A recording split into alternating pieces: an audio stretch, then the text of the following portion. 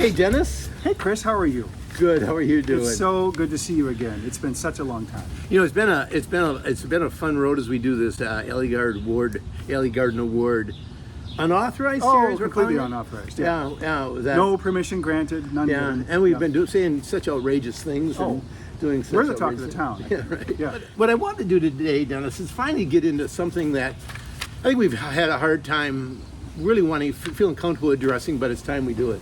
I think it's time. Yep. And it's what I'm calling the true stories of the Ellie Garden Awards program. Some stories that I don't know if you've even heard all these stories. I've only heard rumors, Chris, and I'm so glad that we're here to kind of lay down the facts, because these are things that kind of go out throughout the neighborhood, and it really, some of it's very unsettling. So I am personally looking forward to hearing the unvarnished truth from you.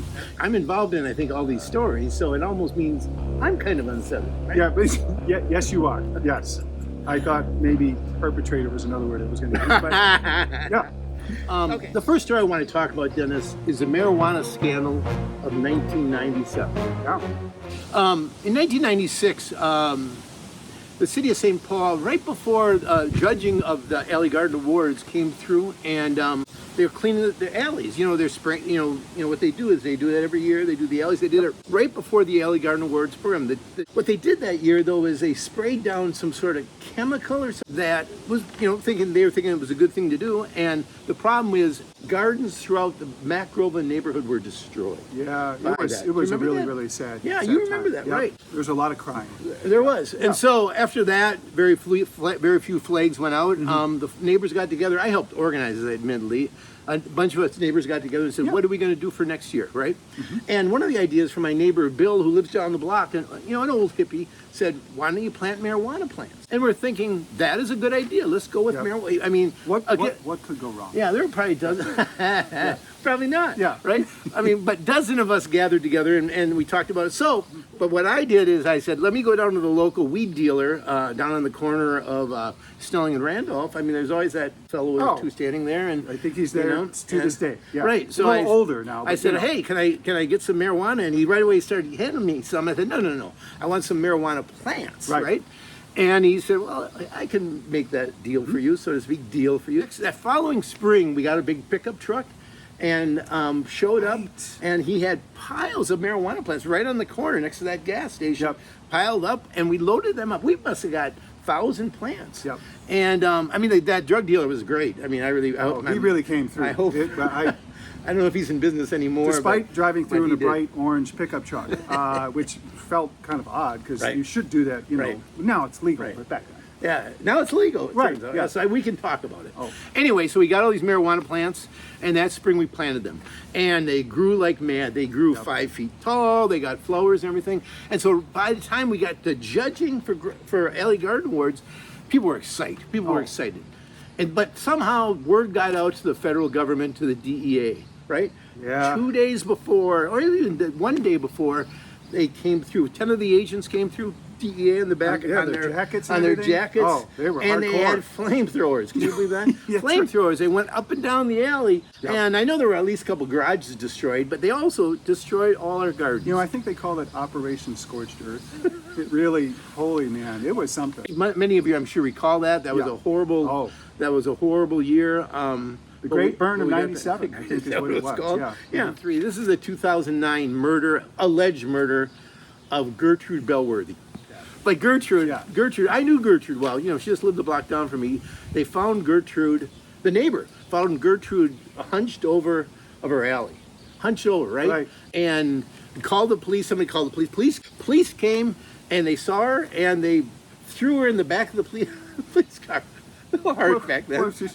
They threw her in the back of the police car. They wanted to get her to the hospital right away, I'm sure. Well, she was dead, it turns out. But they figured that out later. Yeah, they did. So they threw her in the back of the police car to take her away, and we're going, whoa, we don't know if she's dead. You know what I mean? Hey, and what? Do some analysis, some investigation. You would. Don't you do that with DNA and all sorts of stuff? There could be all sorts of stuff you can do. I watch those TV shows. Sure. Yeah. And they're all accurate, by the way. Right, they are. So there must have been 50 people. We were just outraged and upset about it, and we're like, why would you think why wouldn't you think she's murdered? I know she was 99 years old, right? Well, that stands to reason. Right, maybe right. there wasn't going to be 100. Well, and she had a stroke the week before, Yeah. and that quadruple bypass surgery the previous year. Well, and the weeds she had in her garden were pretty tough. So, well, you know. but here's the deal with that thing too: is she had cutting shears in one hand, and what's that stuff chemical you spray to kill the weeds? What is the that? Roundup. Roundup. She had that. But here's This the is thing. hardcore. Here's the thing, though. No.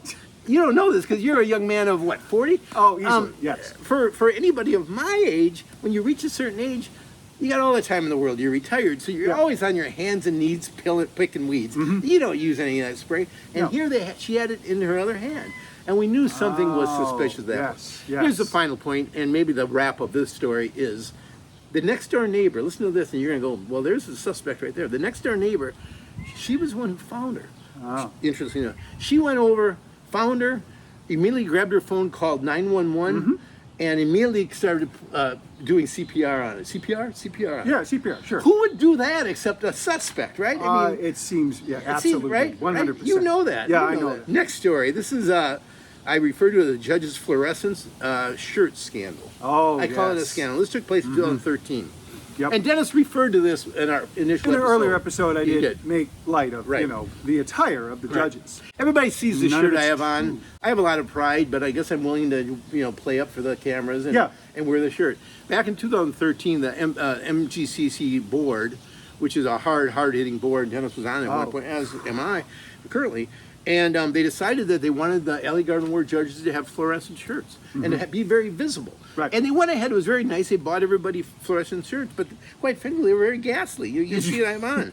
Unlike this very tasteful, You're a well-attired man. When you're going on camera, by the way, this is what you're going for. Just for those of you at home, okay? I'm going for up here. Absolutely. Up Yeah, here. you got it. Or You down got it. here. But that's a That's whole it. nother Mhm. story. We don't want to My talk about daughter that. will cut that. Sure she will. Let's hope. Anyway, so we got these shirts, and again, God help all these people that are hanging out in the alleys. That's what's great about this program. Yeah. The day of the first day of judging, all the 30 judges poured out into the alleys with their ghastly orange shirts on, and two things happened. One is people were going, whoa, the judges are here. It's too much. And then they started, judging and did questionable judging, and then you got your, very did you have angry. your pitchfork at that point? I did. I ran and got my pitchfork. People were Yep, angry I about was- that. And Yep. and I at put that my point, overalls on first. At that though, point, so- why they never did orange shirts again. But what's exciting about for you, Dennis, is I saved one of the shirts. We had an extra shirt, so now you can wear that on your special date nights. You know what? Because I bet you that that girlfriend of yours will like that. This is just, I don't So know what to beautiful. say, Chris. Well, I literally don't know what to say. Okay.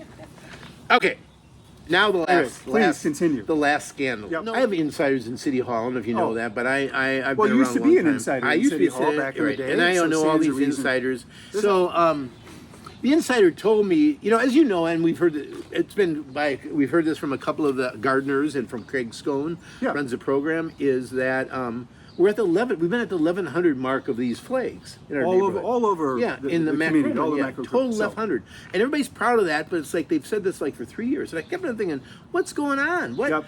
So I finally talked to I know multiple insiders in City Hall, but I talked to my key insider in City Hall and said, what's up? Is there something going on at the city? Yep. And he told me that Mayor Melvin Carter had said, himself, he had said he does not want us to get 1,200 flags. Yeah. And I'm like going, why? And according to Mayor Carter, it's a tipping point. 1,200 would be the tipping point. Yep. And I thought to myself, what? So what do you think he meant by that? I mean, a tipping point could be a good thing, right? I think the tipping point was he doesn't want too many happy neighbors and a happy neighborhood. And we are a very happy neighborhood. We are I a just happy want to point that neighborhood. out. Apparently, Right. in every moment, there's dozens of people in the alleys. Apparently, we don't have anything else to do but go in the alleys. No, I'm kidding. You're right. That could be one theory. Yeah. That is the So they're theory. trying to tamp down the alley garden.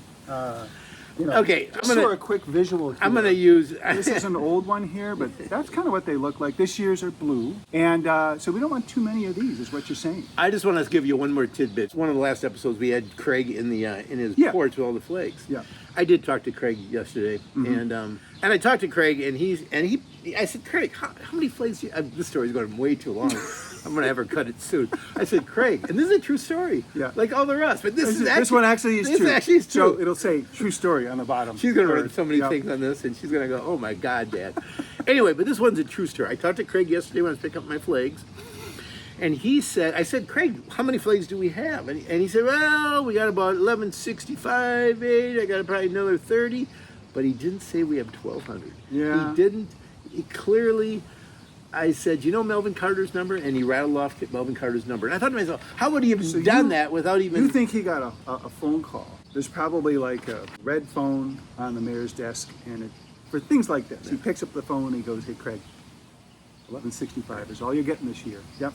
So, well, have you ever seen the movie Watergate? You know, it takes Sure, place in, yeah. in the parking garage. where the briefcase slides across the... That's where I met Craig yesterday, by the way. As we talked about flags, I said, Craig, where can we meet? And we met, what's that old crappy parking ramp downtown St. Paul? What is the one near City Hall? I'm sworn to secrecy on that. 'Cause Okay. He actually won an award for best, I kid you not. This is true. Okay. The Victory Ramp won an award for best parking lot. We're going to cut that then. Yeah. It was that damn Trader Joe's parking lot. I hate that parking ramp. I'm on. Yep, that is For complicated. old people like me to drive that thing, Yep. I always hit a pillar. It's an accident Man, waiting to happen. anyway, but that's where we met in the corner. Where Yep, you know, kind of dingy. it was kind of dingy. Yes, we would have that kind of a And people are looking at me going, why? And I thought, Craig, tell me. And he said, well, Chris, besides this feel really uncomfortable meeting here, and he told me about the 1,200. Yeah. Okay, that's all I got. All right, well, that's really fascinating. I'm hoping that at least 10% of this is true. So, 100% is true. 100% is true. True. I just hope Bijou captures 10% of it. well, that's right.